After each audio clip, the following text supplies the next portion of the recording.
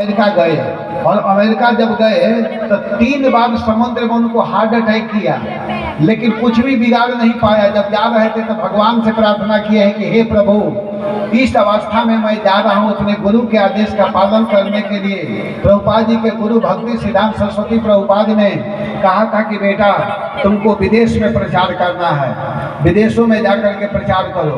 और जा रहे थे, कहते थे कि प्रभु मुझ में कोई योग्यता नहीं है, मैं जा रहा हूँ। इस अवस्था में लोग रिटायर होकर के विश्राम करते हैं, और आज मैं गुरु के आदेश के अनुसार बाहर जा रहा हूँ।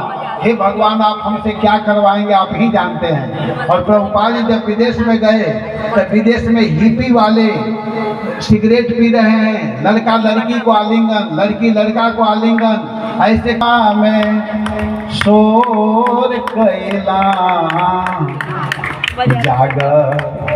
जागे विदेशिया भोर भइले, जागे विदेशिया। ओ प्रभुपाद जी विदेशवा में, प्रभुपाद जी विदेशवा में शोर कैले,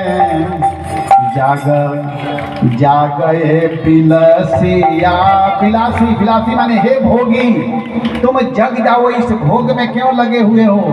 भोर भइले, भोर माने तुम्हारे जीवन का अंतिम समय आ गया है, अब तुम विषय में लगे हुए हो, तुम सावधान हो जाओ और सावधान होकर के भजन करो। तो देखिए, जो भी व्यक्ति भगवान के भक्ति में बाधक बनता है उसका त्याग कर देना चाहिए, भले वो संबंध में माँ ही क्यों न हो, उस संबंध में पिता ही क्यों न हो। संकल्प किए, जैन ही संकल्प किए, जो वामन रूप में आए थे वह त्रिविक्रम रूप धारण कर लिए।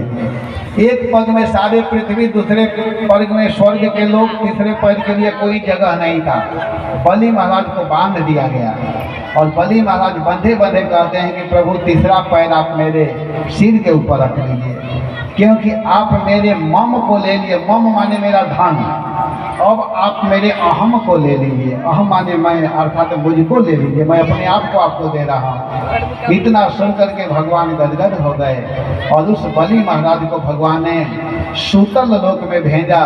और सूतल लोक के बाद फिर क्या किए भगवान हमारे प्रभु की बात